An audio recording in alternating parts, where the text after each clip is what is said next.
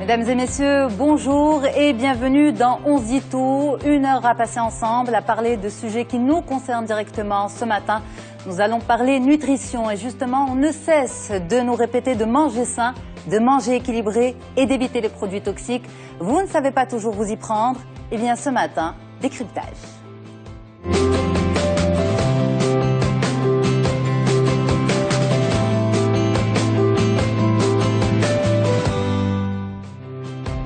Manger sain, comment s'y prendre? On en parle tout de suite avec vous, Madame Khadija Jaouane. Vous êtes naturopathe, phyto-aromathérapeute et nutritionniste à Marrakech. Merci d'être avec nous. On en parle également avec vous, Dr Karim Louali, médecin nutritionniste et naturopathe à Casablanca. Et on en parle avec vous, Dr Baha Rabi Al-Hlou.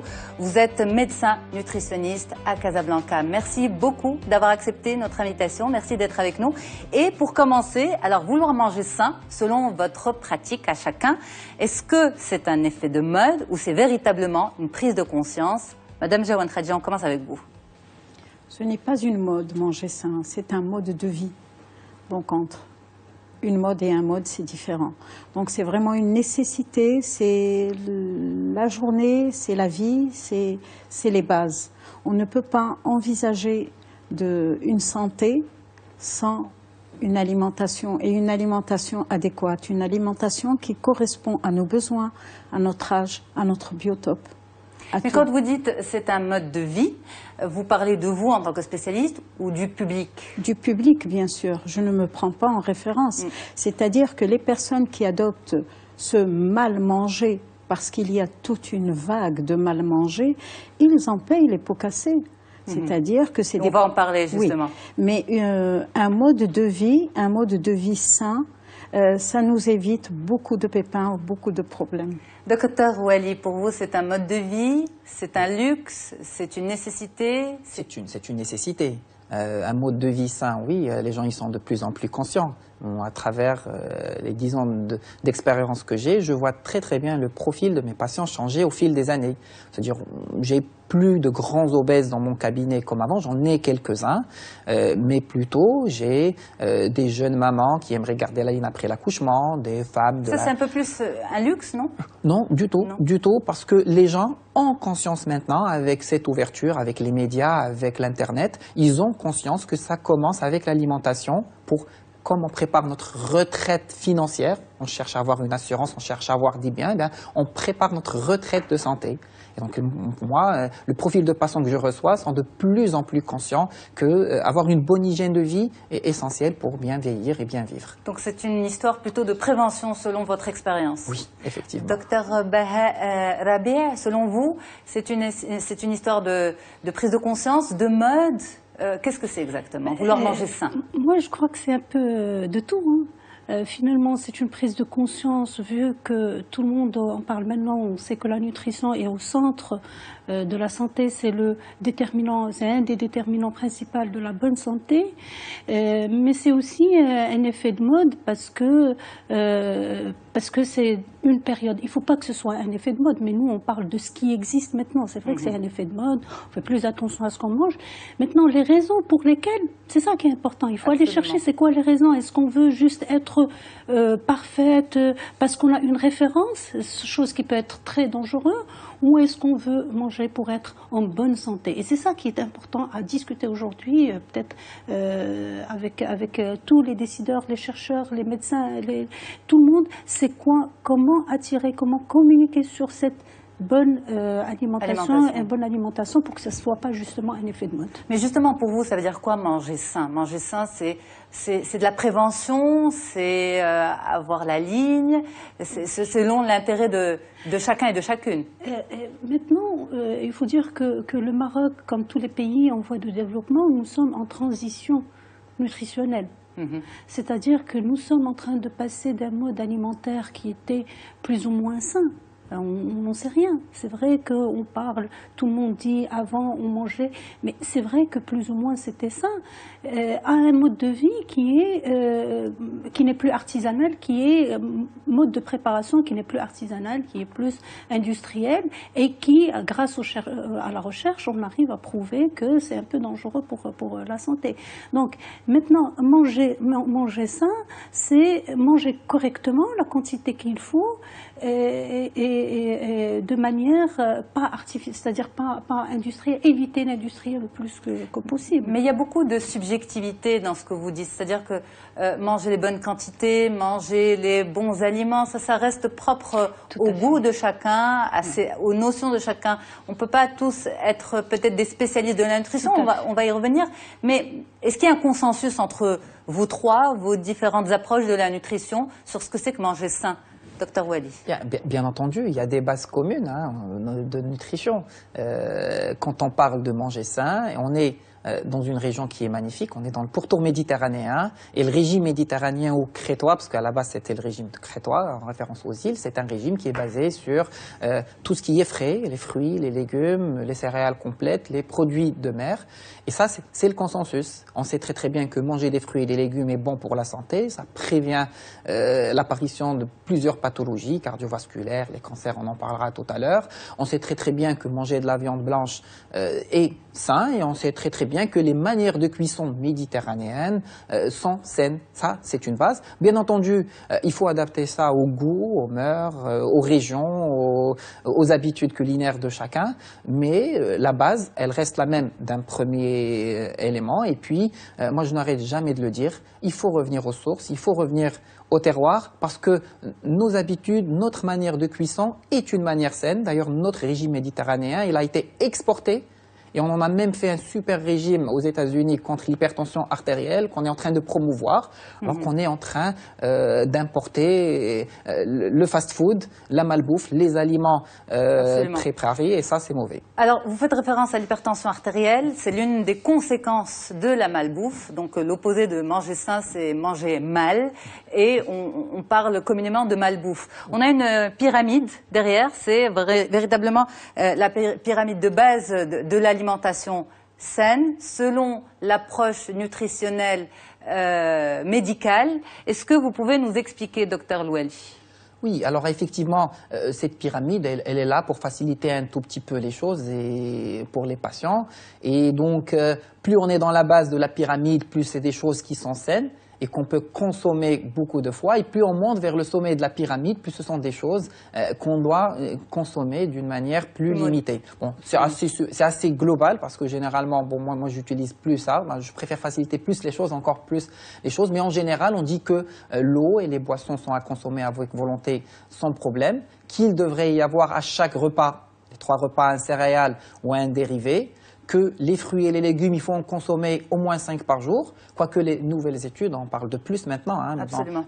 Au niveau des pays nord-américains, on est entre 7 et 10. Oui, mais on discutera va y arriver pourquoi. tout à l'heure, parce que quand on dit qu'il faut, par exemple, consommer les fruits éloignés des repas, je ne sais plus, moi, où on peut mettre les 7 fruits et légumes. Bref. Mais en tout cas, moi, je ne suis pas un spécialiste de la nutrition, mais de ce que j'entends des spécialistes, plusieurs choses me dérangent dans cette pyramide. En tant que simple consommatrice, et en tant que simple, on va dire, je réceptionne votre information. D'abord, l'emballage du bas, c'est-à-dire qu'on voit un jus emballé, c'est pas un jus naturel. Moi, je suis Vous êtes d'accord? scandalisée. Oui, moi aussi. Voilà. Sincèrement, parce qu'aujourd'hui... Et ça, c'est des choses qui aujourd'hui, circulent beaucoup sur, aujourd'hui, sur les on sites travaille d'information. plus avec le bateau alimentaire. Le bateau alimentaire, parce qu'il est, en même temps, il nous montre l'importance des aliments, mais aussi, c'est un moyen pédagogique qu'on pourrait utiliser pour tout le monde, pour expliquer c'est quoi, pour un bateau, qu'est-ce qu'il faut. Il y a des voiles, c'est quoi les voiles, c'est le pain, c'est quoi le socle. Donc, mais ça c'est un simple moyen de communiquer l'information. Par contre, je suis d'accord avec vous, cette pyramide, ce type-là, on l'a vu pendant très très longtemps quand on parle d'alimentation. Alors, on a une base avec, on voit du café, on voit du jus emballé, on voit de l'huile, on ne sait pas quel type d'huile. C'est marketing. C'est marketing.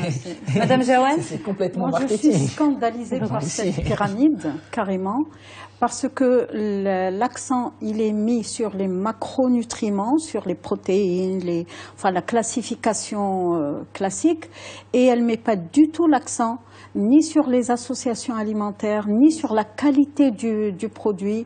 De l'huile, c'est quoi la matière grasse entre de l'huile raffinée et de l'huile... Alors je vous rassure, si on a voulu vous montrer cette pyramide, c'est justement pour la critiquer. Et c'est parce que c'est la pyramide de base que tout le monde connaît. Aujourd'hui, les choses ont changé pour vous. Bien entendu. Oui. Mais vous avez étudié sur ces bases-là. Oui. La nutrition. En pas, toute honnêteté. Pas avec ces dessins. Non, pas avec ces dessins.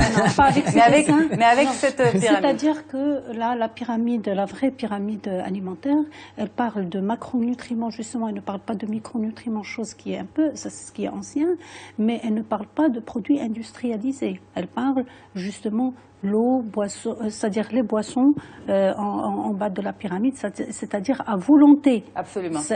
Mais pas les jus pas les industrialisés et tout ça. Donc ça, c'est une pyramide quand même qui est certainement... On va vous montrer une autre pyramide. Elle est dépassée, puis j'aimerais juste attirer l'attention. Elle est fausse. Parce que le jus en conserve devrait être au sommet de la montagne. C'est plutôt du sucre. Et pas... ça nous a permis de corriger certaines notions. Là, on va parler de la pyramide de l'alimentation vivante. Et je pense que là, les visages se détendent. Les visages des spécialistes se détendent. Mais quoique, je rejoins toujours ma collègue, Madame Khadija. En fait, avant, on parlait de macronutriments. C'est ça. Maintenant, on parle plus de micronutrition, c'est-à-dire qu'on parle plus de qualité nutritionnelle et pas quantité nutritionnelle. Absolument. Donc ça, c'est des choses qui sont importantes à soulever. Madame Jaouane Khadija, est-ce que vous pouvez justement nous expliquer un petit peu cette pyramide de l'alimentation vivante? Pourquoi on l'appelle d'abord alimentation vivante? L'alimentation vivante parce qu'elle met l'accent justement sur les enzymes, sur la vitalité de l'aliment et non pas sur l'apport calorique de l'aliment. En mettant l'eau, bien sûr, l'eau c'est la boisson, c'est la seule boisson dont le corps a besoin. Ce ne sont pas les jus, même naturels, quoique on peut parler de jus de légumes et non pas de fruits. C'est alcalinisant et là on rentre dans l'équilibre acido-basique. Les feuilles un peu vertes, technique. Oui. Les feuilles vertes, bien sûr, c'est la base. Et la base parce que ça nous donne les minéraux dont on a besoin, ça nous donne les enzymes en début de repas, ça équilibre. C'est là où on puise. Mais les protéines dans tout ça, on les voit pas. Là, c'est l'alimentation vivante. Donc l'alimentation crudivoriste, c'est très spécial, végétarienne. Et l'accent, il est mis, par exemple, pour les protéines et les acides aminés, c'est par l'apport des graines. Des graines germées, des légumineuses, des noix. Et là, peut-être qu'on en profite pour dire aux personnes que l'apport protéique, ce n'est pas seulement l'apport protéique d'origine animale. D'accord. On peut avoir des sources de protéines à travers les graines. À travers les végétaux. Les végétaux, tout à fait. On va parler des risques du manger mal avant d'évoluer vers le manger sain. D'abord, on pointe du doigt les risques de la malbouffe. Quels sont les risques, docteur Rabea? Alors, la malbouffe, il y en a deux types. La malbouffe, elle peut entraîner des carences en macronutriments. Et c'est ce qu'on voyait il y a longtemps. Et heureusement, on ne le voit plus les chez les macronutriments enfants. Alors, les macronutriments, c'est tout ce qui est protéines, glucides et lipides. Les micronutriments... Simplement, concrètement, pour nous, ça veut dire quoi? Ça veut dire tout ce qui est le gras, la molécule, les lipides et les glucides, c'est-à-dire les sucres. Les sucres lents. Les sucres et les protéines qui sont d'origine animale ou végétale, mais c'est les protéines, c'est-à-dire les peptides. Alors, les micronutriments, c'est ce qu'on ne voit pas. C'est-à-dire tout ce qui est vitamines, tout ce qui est ces minéraux, tout ce qui est tout petit et ce qui peut causer ce qu'on appelle la faim cachée. C'est-à-dire que la personne, elle peut vous paraître correcte sur le plan corpulence ou même en excès de corpulence, parce que sur le plan macronutriments, elle est bonne, mais qu'au fait, elle manque de beaucoup. Et la première carence en micronutriments qui est très fréquente au Maroc, c'est l'anémie. Par exemple, l'anémie, c'est un manque de fer qui est un micronutriment. Le manque en iode. le MOC, c'est-à-dire c'est tous ces micronutriments qui, si on mange mal, soit ils sont mal absorbés, soit ils ne sont pas du tout présents dans l'alimentation courante. Donc quand on parle de malbouffe, ce n'est pas uniquement l'obésité? Non. Parce que ce qui vient à l'esprit avant tout, c'est l'obésité, le surpoids. On peut voir des personnes qui sont minces, qui ont suivi des régimes pour mincir, mais qui sont en carence en micronutriments. C'est pour ça que je vous parle, aujourd'hui on parle de la faim cachée. C'est-à-dire c'est une faim, le corps il a des besoins qui sont cachés. On voit la personne, elle est bonne, mais quand on fait des analyses, on trouve qu'elle est en carence, et c'est ce qui peut être très dangereux pour la santé. Alors pour bien expliquer ce point, vous venez de le dire, si on fait des analyses, est-ce que c'est la seule manière de le savoir? Comment par exemple on peut savoir qu'on a une carence ou des carences? Comment on peut savoir qu'on est dans ce... Je donne un exemple tout simple. Vous avez un enfant à l'école et qui a un retard scolaire important. Vous pouvez lui ramener les meilleurs professeurs. Il ne pourra rien assimiler. Pourquoi? Parce qu'il a un manque. Par exemple, l'anémie, elle peut empêcher des enfants. D'ailleurs, il y a une étude extraordinaire qu'on a faite sur Azilal, justement, qui a montré une amélioration des résultats scolaires par une bonne nutrition avec des micronutriments correctement apportés. Et donc c'est cet enfant, s'il est en anémie, c'est quoi au fait, je ne sais pas si je peux un peu m'étaler sur ne serait-ce que ça, le fer, pour bien comprendre. Le fer, c'est lui qui va permettre d'apporter l'oxygène jusqu'au cerveau et le reste des tissus, pour qu'il puisse fonctionner. Donc si l'oxygène, on le respire et qu'il n'arrive pas au cerveau, il ne peut pas fonctionner. Et donc l'enfant, il va rester, par exemple, en retard scolaire. Alors il suffit tout simplement de corriger l'anémie pour pouvoir, c'est ce que normalement on devrait faire, c'est ce qu'on appelle les dépistages chez les enfants en retard scolaire, comme on fait le dépistage de la vision. Il faudrait faire un dépistage, par exemple, ne serait-ce que pour le faire. Donc profiter peut-être du début de l'année scolaire pour encourager les parents à faire, exactement, surtout qu'à la rentrée, c'est-à-dire à l'âge de 7 ans, c'est là où s'installent les mauvaises habitudes alimentaires chez l'enfant, parce que l'enfant, il commence un peu à devenir autonome, à dire non, je ne veux pas ceci, je veux cela. On ne force plus et les parents, bien sûr, les pauvres, ils n'ont rien à faire. Ils sont obligés parfois de céder. Et voilà. Donc ça, c'est parmi les choses, parmi les symptômes mais il peut y avoir la détresse respiratoire, des gens qui ne peuvent pas faire un effort parce qu'ils n'ont pas assez d'oxygène qui rentre dans les tissus, donc ils ne peuvent pas faire d'effort. Ça, c'est des états avancés, par exemple, de l'anémie.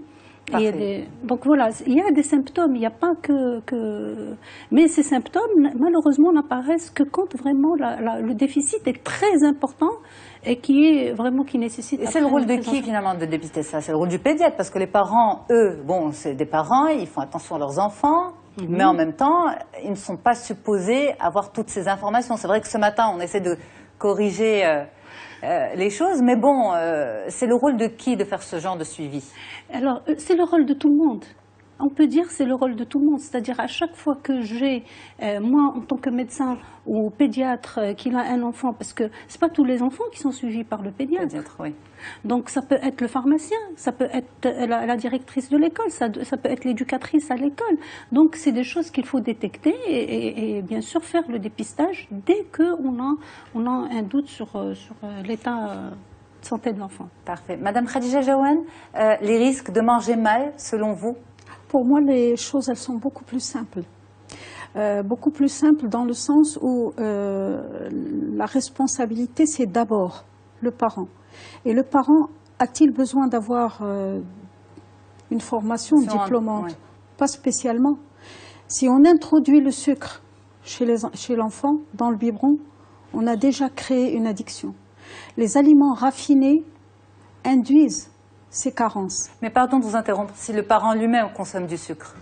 Oui, mais c'est déjà à la base. C'est-à-dire quand vous dites que c'est le rôle du parent? Oui. Oui, parce que c'est l'adulte. Oui. Mais lui-même doit être informé, lui-même doit avoir une base d'alimentation saine. L'information existe. L'information, elle existe. Et j'en sais quelque chose à travers des émissions, à travers des interventions. L'anémie, par exemple, elle peut être induite par du stress aussi. Si on complémente avec du fer et qu'au niveau de la flore intestinale, c'est pas fort, bon, ça reste symptomatique. Donc les causes et les causes des causes, c'est ça, moi, c'est comme ça que je vois les choses. Donc si on introduit comme la pyramide de tout à l'heure de l'alimentation vivante, on introduit des légumes et des crudités et de la verdure dès le départ, les enfants prennent des habitudes. Un enfant qui n'a pas été habitué au sucre au départ ne va pas en demander. Les carences et les subcarences, comment on les voit déjà par le comportement. Alors c'est pas seulement les carences, mais par exemple un enfant qui prend du sucre, ça donne de l'hypoglycémie. Il y a des chutes après le petit déjeuner, 2 heures après. Alors on va parler du petit déjeuner idéal tout à l'heure, mais juste pour revenir, si vous permettez Madame Jaouane, juste revenir sur quand vous dites on donne à un enfant des légumes et on ne donne pas de sucre, eh bien, l'enfant ne demande pas de sucre parce qu'il ne sait pas ce que c'est. En tant que parents, on commence tous la diversification alimentaire avec nos enfants et la base de la diversification, c'est les légumes avant tout. C'est-à-dire que les enfants, les tout petits, les bébés au départ, ce qu'ils goûtent, à part le lait maternel d'abord dans le ventre. Dans le ventre de la maman, c'est des légumes. Mais on sait que petit à petit, les goûts évoluent. Un enfant commence à refuser de manger des légumes, un enfant développe son propre goût. Et ça, on ne peut pas l'occulter peut-être. Parce que du coup, en tant que mère, souvent, on se sent démuni face à nos enfants qui ne veulent pas bien manger. Ça, je le remarque plus dans le non de l'adolescence que chez l'enfant. Un enfant qui est habitué chez lui à une alimentation saine, il est même choqué de voir ce que mangent les autres. Et là, je parle sur le terrain, je parle en connaissance de cause. Quand est-ce qu'il y a j'existe, c'est pendant l'adolescence. Même pendant l'enfance quand même. Ils ne sont pas faciles, Madame Jaouane. Ils ne sont pas faciles. Pendant l'adolescence, l'enfant, parce que c'est un grand enfant, c'est encore un enfant, il veut changer ses habitudes pour sortir du joug maternel. Alors mais il revient. On va donner la parole à Dr Karim Ouali. Je suis complètement d'accord avec ma collègue parce que en fait, l'addiction commence déjà dans le liquide amniotique dans le ventre de la maman. Et moi, j'ai des enfants que j'accompagne au cours du sevrage qui, au bout de 2 ans même, n'ont pas goûté 1 gramme de sucre ni un seul épice.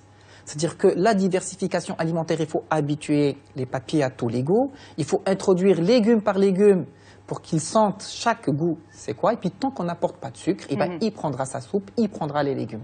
Oui, mais une fois qu'on introduit... Vous nous renvoyez très loin quand vous dites que dans le liquide amniotique, les bébés goûtent déjà au sucre et au sel. Mais bien sûr, les études l'ont prouvé. Ils ont prouvé qu'une maman qui a un régime alimentaire très riche en sucre rapide, eh ben, ça passe. Et l'addiction déjà se crée. Les parents sont responsables de leur enfant. Ça, c'est la première des choses. Je suis dur quand je le dis, mais les parents sont responsables. Et quand on met au monde un enfant, il faut lui donner le meilleur. Un enfant ne sait pas ce qui est bien pour lui. Ce sont les parents qui décident qu'est-ce qu'il doit manger, qu'est-ce qui est bon pour lui, parce qu'un enfant ne sait pas. Absolument. Donc c'est absolument, il faut responsabiliser les enfants. Moi, quand je reçois des petits enfants obèses, avec le fléau de la cantine maintenant et puis tout ce qui se passe en fast-food, on donnera des conseils par rapport à... Ce sont les parents que je responsabilise, c'est avec les parents que je fais parce que si cet enfant est là dans mon cabinet, c'est parce que ce sont les parents qui seront mal pris. Parce que alors, quand on parle de risque de malbouffe, souvent on pense aux personnes adultes, on pense à des maladies d'adultes. Et forcément, on se dit l'obésité, c'est une maladie d'adulte. L'hypertension artérielle, c'est une maladie d'adulte. Le diabète, c'est une maladie d'adulte.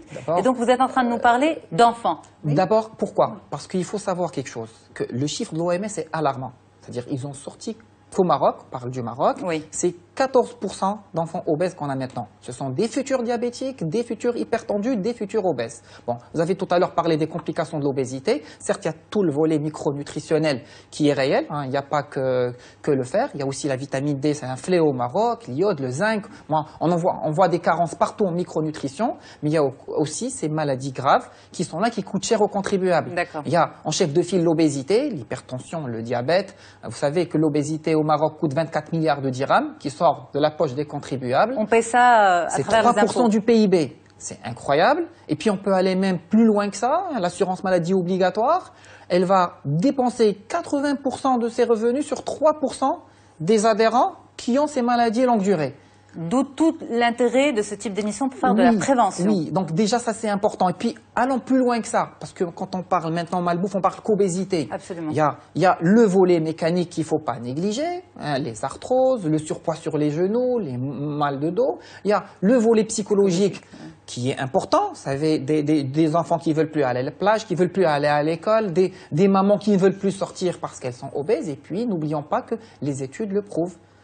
Il y a une chose qui est importante, une dernière étude a prouvé que la malbouffe, parce qu'on mange que de l'industriel, il n'y a pas des micronutriments, il n'y a pas d'oméga 3, il n'y a pas de sels minéraux, il n'y a pas de vitamine B dans la malbouffe, et ça favorise même la dépression. On parle du chiffre de plus 41 à 50% de dépression. Donc la malbouffe serait responsable de pathologies physiques, psychologiques, de dépression, donc vous venez de le dire. On va détailler tout cela dans un instant, on va marquer une courte pause et on revient. À tout de suite.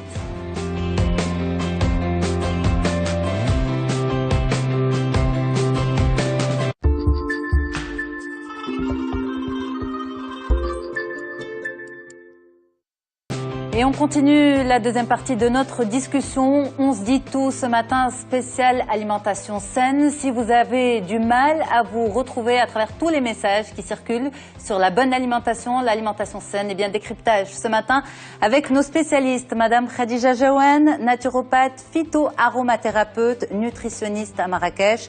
Docteur Karim Louali, médecin nutritionniste et naturopathe à Casablanca.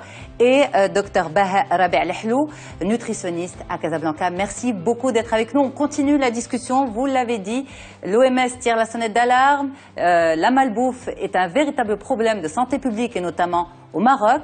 Et on va faire de la prévention aujourd'hui, on va faire de l'information. Alors, on parlait des risques de manger mal, on parlait des risques santé, des risques psychologiques, des risques physiologiques, des risques pour les enfants.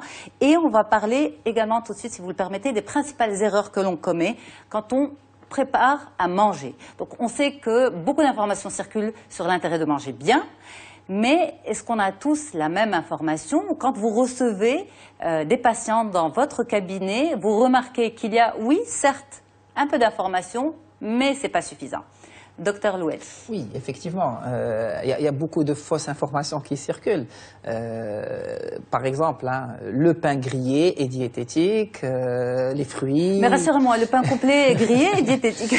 Non, effectivement non, parce que c'est une histoire d'index glycémique. Alors, plus on grille le pain, plus l'eau saute et plus l'index glycémique augmente et plus ça sollicite les sécrétions d'insuline. Alors, et puis la notion de pain complet est à revoir. Ah oui, ça c'est un point qui est important parce que quand on parle de pain complet aujourd'hui, c'est plus le pain complet d'il y a longtemps qu'on faisait chez nous. Maintenant, avec l'industrialisation des boulangeries, on ne fait le pain qu'on faisait chez nous, ça s'appelle du pain maison maintenant et ça coûte très cher.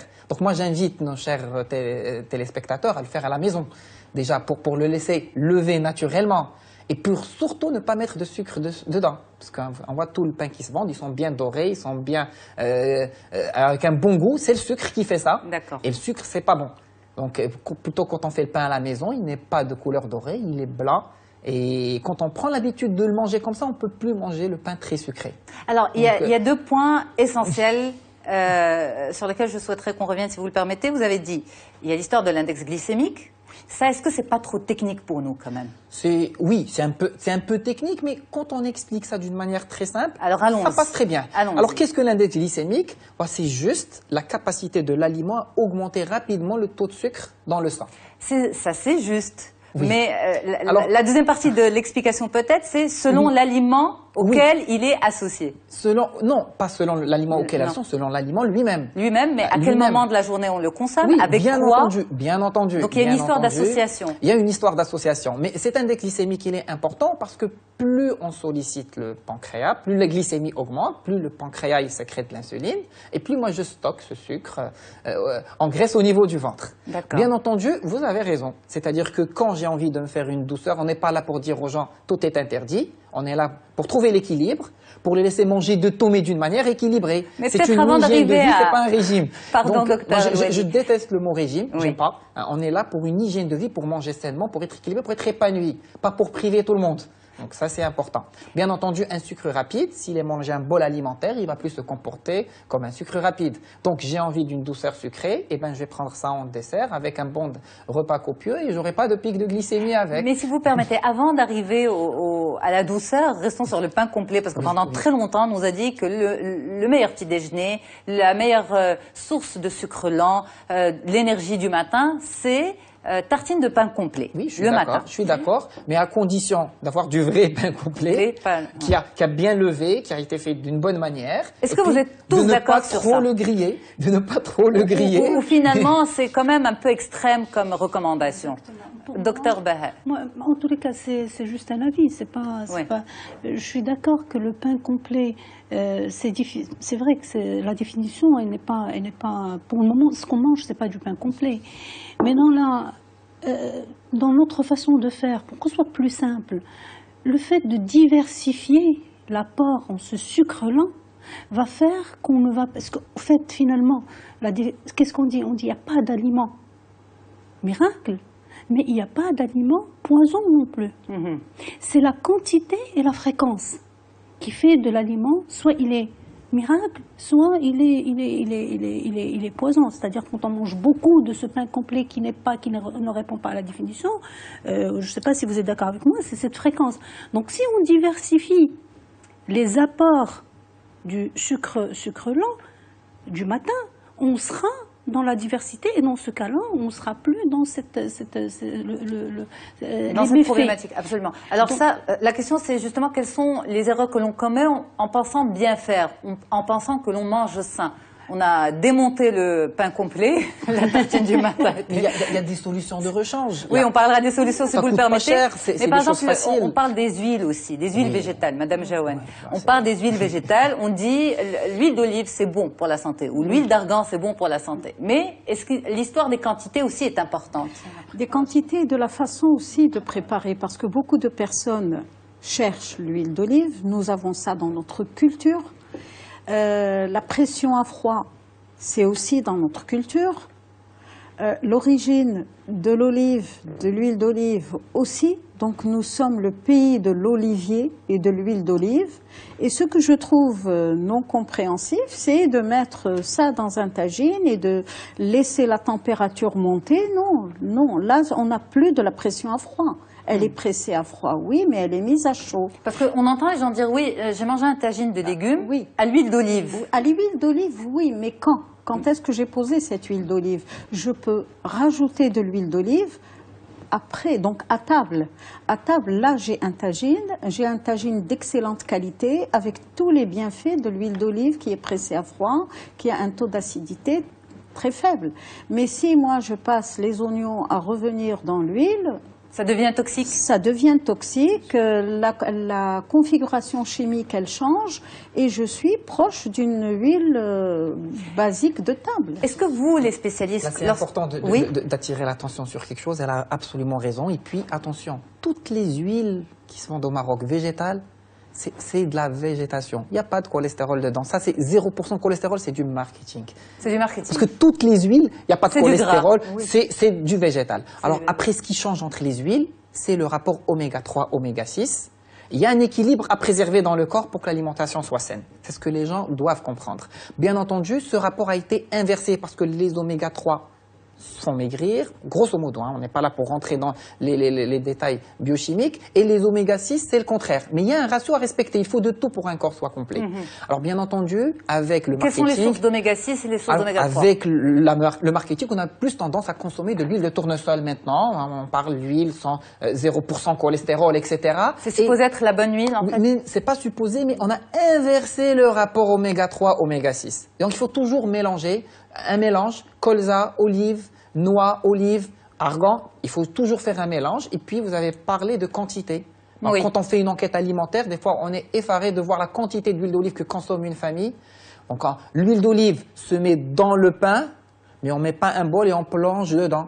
Parce qu'il ne faut pas oublier que c'est de la matière grasse et qu'il y a 9 calories par gramme. Donc, c'est ça le problème, c'est la quantité aussi qu'il faut... Par rapport à cette histoire aussi de quantité et de produits, il y a tout ce qui est supposé être 0% de matière grasse, pas de sucre ajouté. Qu'est-ce que vous en pensez, docteur Labert? Déjà, le fait de parler du gras, le gras, c'est pas un ennemi. Le gras, à la rigueur, il est nécessaire, comme le cholestérol est nécessaire pour le corps. C'est la quantité. Quand vous parlez quand on parle de demi-écrémé ou écrémé, c'est très dangereux parce qu'il n'y a pas de vitamine D. Parce que la vitamine D, c'est une vitamine qui est liposoluble, elle ne va pénétrer dans le corps que si elle est accompagnée de gras. Donc le lait devient presque inutile en fait. Ben oui, est-ce que c'est encore du lait à ce moment-là? Voilà, parce qu'on le prend pour la vitamine D, sinon ça sert à rien. Donc, en fait, nous on voulait simplifier les choses pour les gens qui nous regardent, mais là je crois que ils doivent se dire finalement on devrait suivre des formations en nutrition. Est-ce qu'il faut devenir spécialiste? Non. Pour prendre soin de sa famille? C'est simple. Les produits allégés, faut parler un peu d'histoire.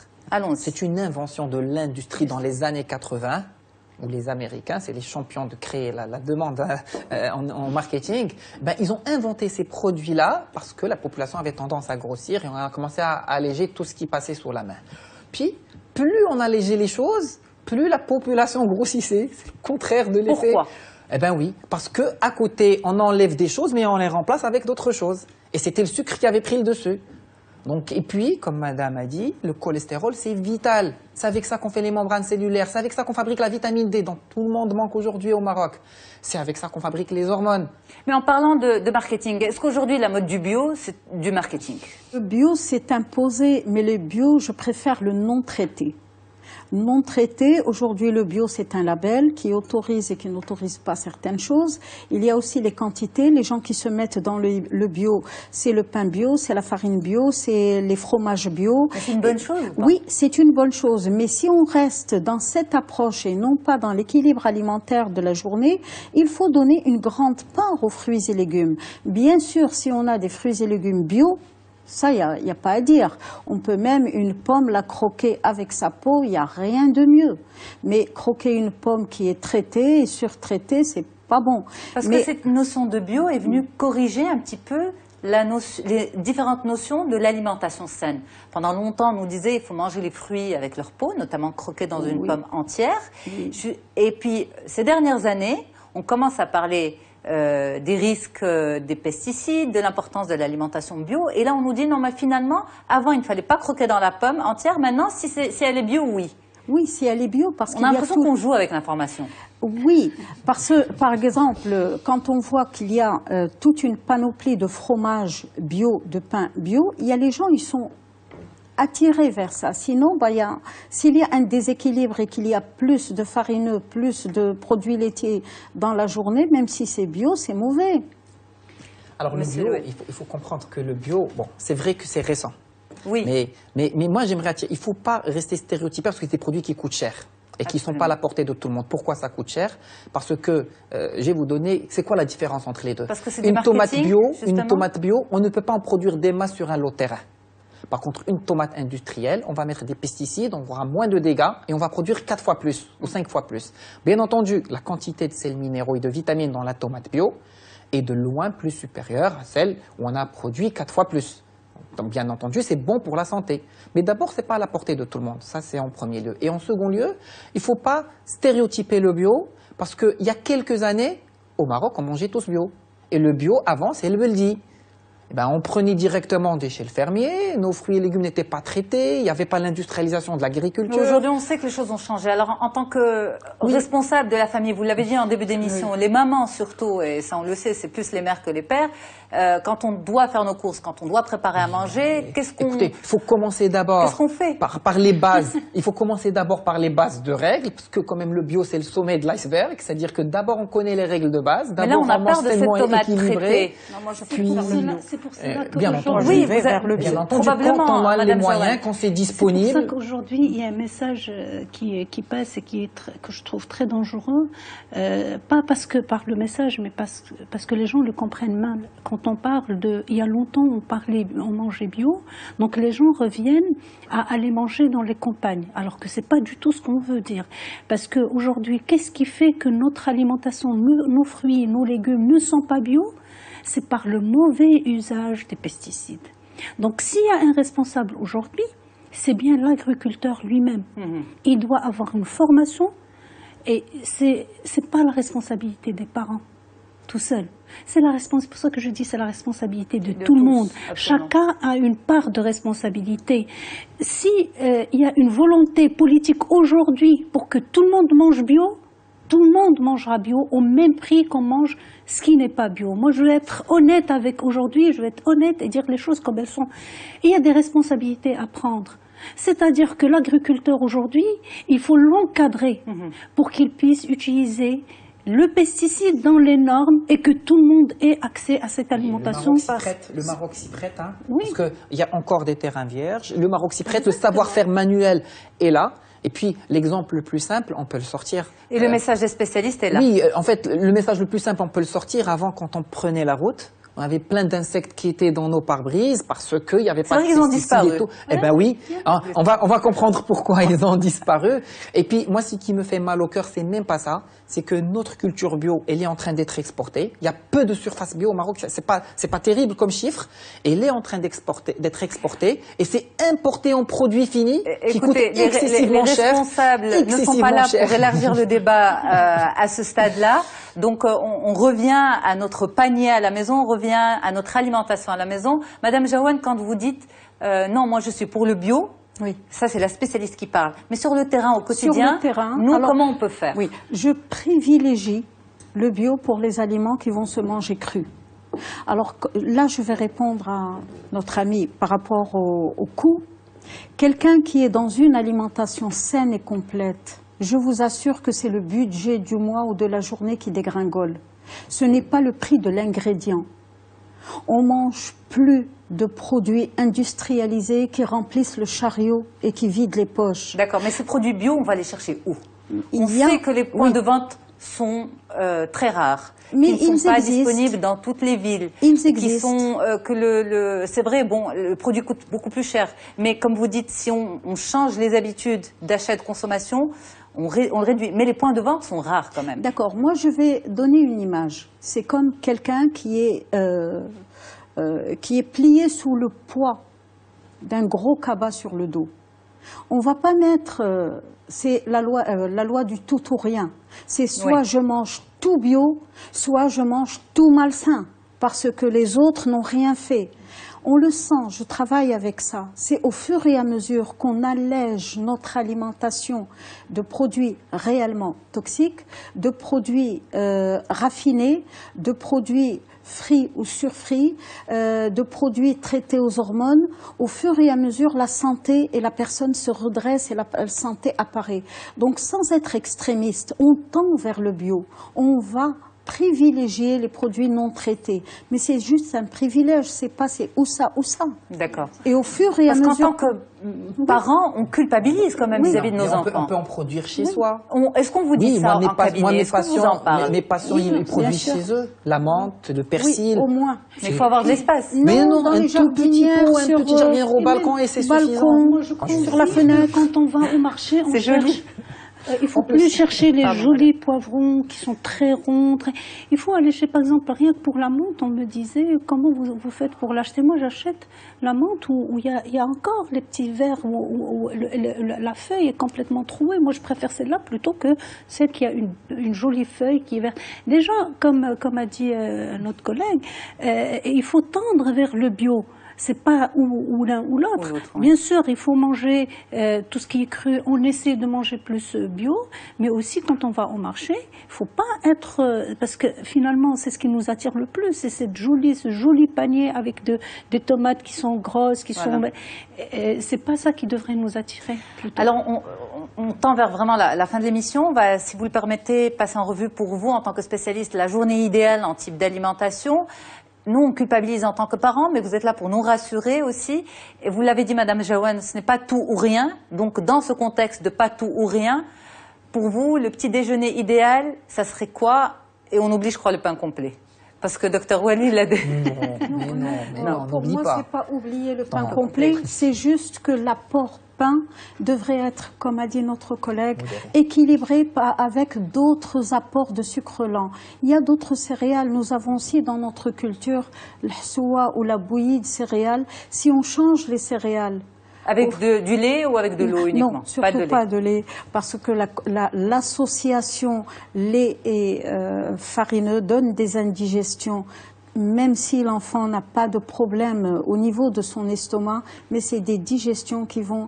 ça, c'est pour l'enfant et pour l'adulte aussi. Pour l'enfant, pour l'adulte. Donc, d'ailleurs, même la bouillie devrait être épaisse.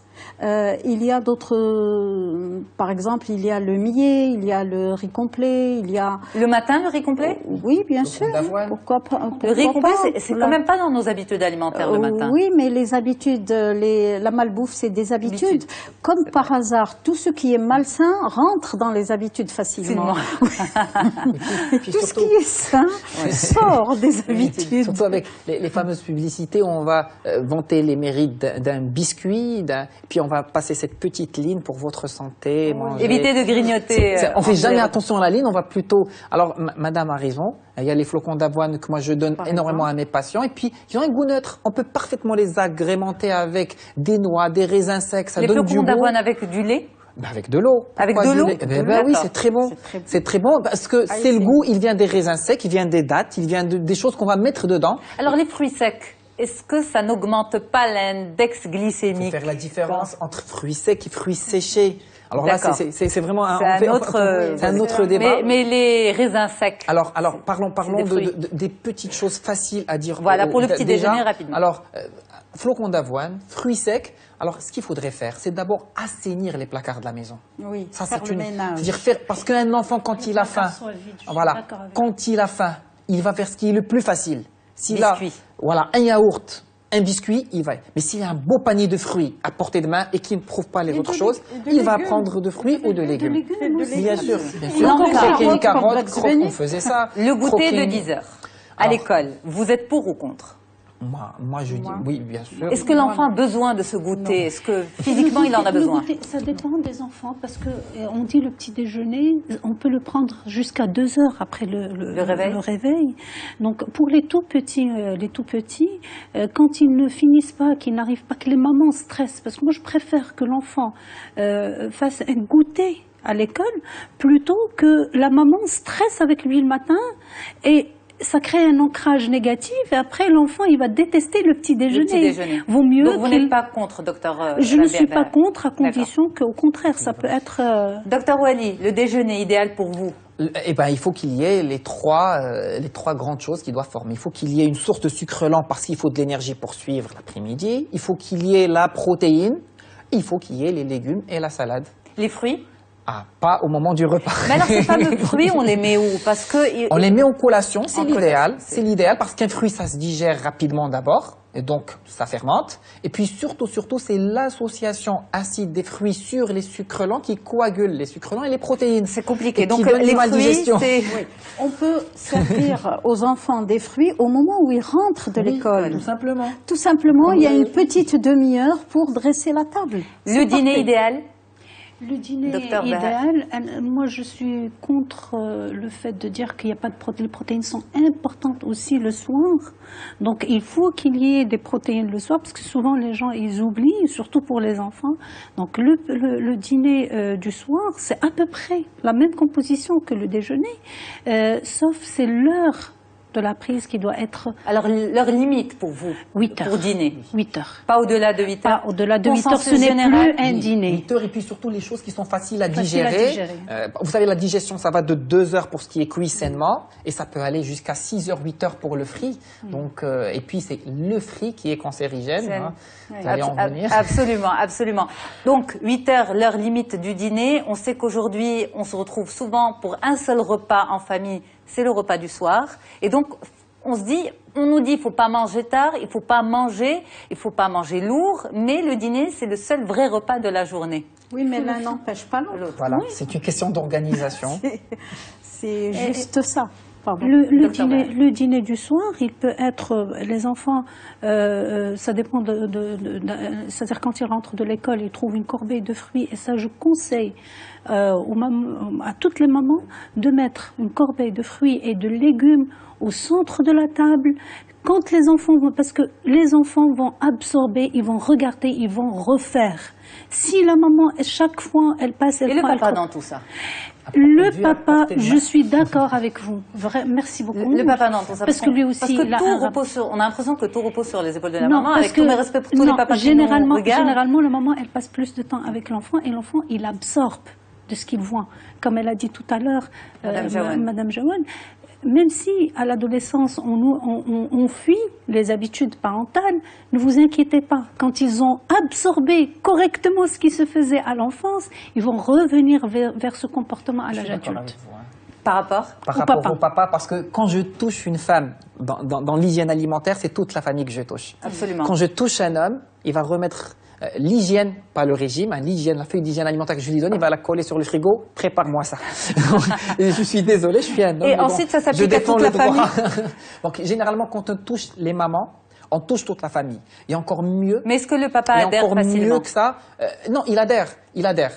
Parce que quand il voit ses enfants et sa femme s'y mettre, il va être jaloux et il va suivre. Mais par contre, ce qui est encore plus important. Oui. Un dernier petit mot, parce qu'on arrive à la fin de l'émission. Les enfants, ils sensibilisent plus que les parents. Quand on touche un enfant, il va gronder ses parents. Mais il ramène toujours des messages de sensibilisation de l'école. Dans les écoles qu'on ne fait pas, malheureusement. Merci, Dr Ouali. C'est exactement sur ça que j'allais terminer. Pour moi, c'est l'enfant qui change facilement ses habitudes, et c'est l'enfant qui adhère à une alimentation saine si l'explication elle est à son niveau. Les plus durs à cuire, c'est les mamans. Les papas? Moins. D'accord. Parce que les mamans, c'est toute une organisation et une bonne volonté, et elles tombent dans le sentiment de culpabilité parce qu'elles pensent bien faire. Absolument. Et c'est difficile de changer les habitudes. Avec beaucoup de tendresse pour les mamans qui nous regardent aujourd'hui. Oui. Le mot de la fin, docteur Baha Lehlo. Alors aujourd'hui, nous avons parlé de nutrition. Moi, je voudrais beaucoup plus parler de mode de vie sain, parce que c'est pas que la nutrition, c'est le sport aussi, l'activité physique et tout ce qui accompagne le mode de vie sain. Merci beaucoup à vous trois d'avoir accepté l'invitation d'On se dit tout. Merci pour votre sincérité. Merci pour vos conseils avec beaucoup de tendresse. À tous les téléspectateurs, au plaisir de vous retrouver prochainement. Très bonne suite des programmes sur Mediane TV.